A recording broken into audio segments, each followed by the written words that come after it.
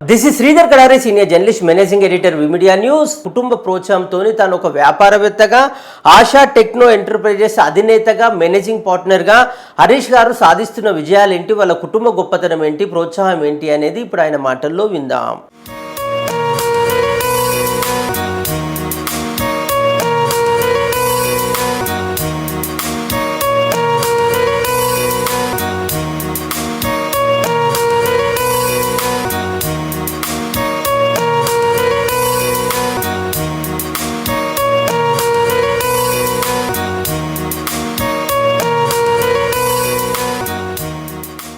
Harish ASHA techno enterprises managing partner హోదాలో ఉన్నారు. నా భార్య పేరు ఉమా. ఆమె కూడా ఇక ఆశా టెక్నో ఎంటర్ప్రైజెస్ లో పార్ట్నర్. ఆమె దొరకడం మీ అదృష్టమా? అదృష్టం.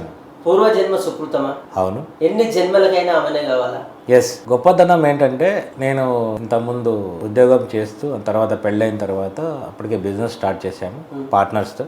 ఒకప్పుడు నాకు తెలిసింది పార్ట్నర్స్ నన్ను ఇబ్బంది పెట్టారు. ఇబ్బంది పెట్టిన తర్వాత బయటకు వచ్చాను. బయటకు వచ్చిన తర్వాత నాకు ఏం చేయాలి ఏంటి అని చాలా కన్ఫ్యూజన్లో ఉన్నప్పుడు ఏం లేదండి, మీరే ఇన్ని రోజులు కంపెనీ నడిపించారు అక్కడ వాళ్ళతో ఉంటే, మీరు ఏదైనా చేయగలుగుతారు, సాధించగల ఇది ఉంది, మీరు ధైర్యంగా ముందుకెళ్ళండి, నేను మీ వెనకాల నేను ఉంటాను, దేవుడు మనకు తోడున్నాడు అని చెప్పి ధైర్యం చెప్పి ఆ ధైర్యంతోనే ఈ ఆశా టెక్నో ఎంటర్ప్రైజెస్ ప్రారంభించాను. She's not a technical person, but overall she's అంటే ఆమెకి దైవిక శక్తి ఎక్కువ ఉంది. ఆ దైవిక శక్తితో ఈ పని ఈరోజు ఫనాలు అవుతుంది అంటే ఆ రోజు వెళ్ళే ముందు అయి తీరింది చాలాసార్లు నేను చూశాను.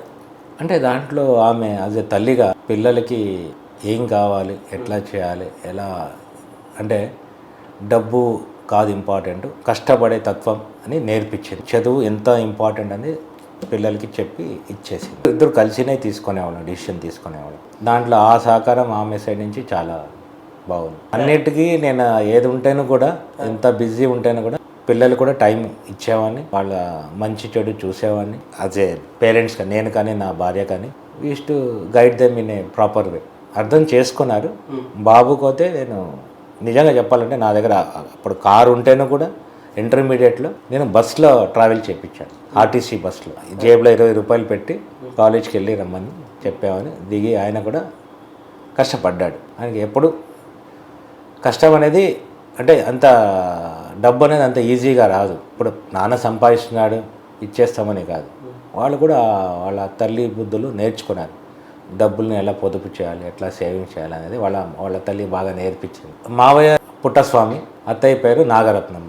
మా మావయ్య గారు ఈ was a state government, Karnataka state government డిపార్ట్మెంట్లో ఒక డెప్యూటీ ఎగ్జిక్యూటివ్ ఇంజనీర్గా తుంగభద్ర డ్యామ్ ఇన్ఛార్జ్గా పనిచేశారు. మంచి కుటుంబం, వాళ్ళు కూడా 4 అమ్మాయిలు.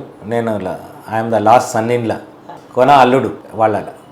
నా భార్య వచ్చేసి 4వ ఆడబిడ్డ. They are also very simple and this thing.